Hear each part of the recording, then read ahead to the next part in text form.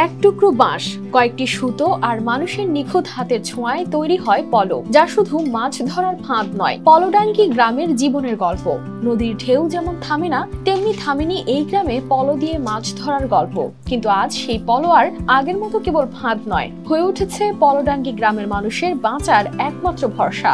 পুরোনো দিনের মতো এখনো সকাল বিকেল চলে পলো বানানোর কাজ। আমি ওই জন্মের সেরেই এই পলোর কাম দেখতেছি বা করতেছি, আমার বাপসা ছাড়াও করছে, তাদের কাছ থেকে আমি শিখছি। ফরিদপুরের এই ছোট্ট গ্রামটিতে প্রায় 50টি পরিবার বছরের পর বছর ধরে তৈরি করে যাচ্ছে পলো। ছোট শিশুরা শিখে নিচ্ছে বাঁশ কেটে তার কাঠামো বানানো, কেউ দেয় আকৃতি, আর ঘরের ভেতর কিংবা উঠোনে বসে নারীরা গাঁথে সুতো।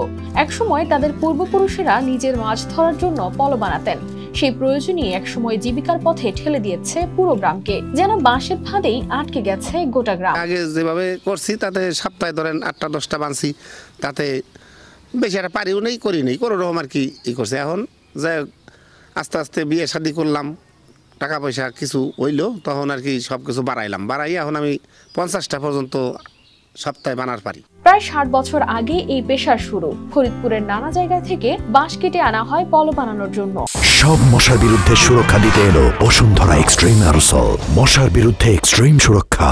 কিন্তু এখন এই পেশা হারিয়ে যাওয়ার পথে, কারণ পলো তৈরি করতে খরচ বেড়েছে অনেক, অথচ দাম রয়ে গেছে আগের মতোই। আমরা এখানে অনেকেই পলো বান্ধি, কিন্তু আস্তে আস্তে সব ঝরে পড়তেছে, কারণ বাঁশের দাম, গুণের দাম, প্লাস্টিকের দাম, সব কিছুর দাম বেশি।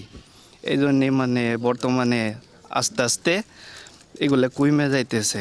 গত কয়েক বছর ধরে অনেক পরিবার বাধ্য হয়ে পলো বানানোর কাজ ছেড়ে বেছে নিয়েছে অন্য পেশা।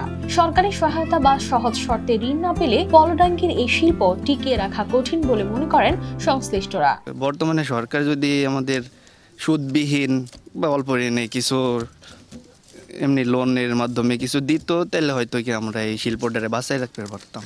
কিন্তু আস্তে আস্তে আর কি সব কমে যাইতেছে, সব কিছুর দাম বেশি, এই কারণে অনেকেই বানতো, কিন্তু এখন পড়ে যাইতেছে সব। বিসিকের পক্ষ থেকে এই কুটির শিল্প বাঁচাতে সহায়তার কথা জানান এই কর্মকর্তা। পলো শিল্পকে বাঁচিয়ে রাখার জন্য বা এটাকে আরো সম্প্রসারণ করার জন্য আমরা 5 জন উদ্যোক্তাকে 6 লক্ষ টাকা ঋণ প্রদান করেছি।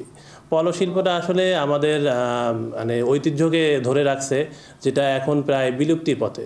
তো আমরা চাচ্ছি শিল্পটা যাতে আরও সম্প্রসারণ হয়, এটা যাতে বাংলার ঐতিহ্য হিসাবে থেকে যায়, এটা যাতে না হারিয়ে যায়। সেজন্য আমরা বিসিক জেলা কার্যালয় ফরিদপুর থেকে ঋণ সহায়তা প্রদান করছি। গ্রামের মানুষও সেই আশাতেই বুক বেঁধে আছে, কারণ পলোডাঙ্গির পলো শুধু এক টুকরো বাঁশ নয়, এটি তাদের বেঁচে থাকার শেষ আশা। News desk, RTV।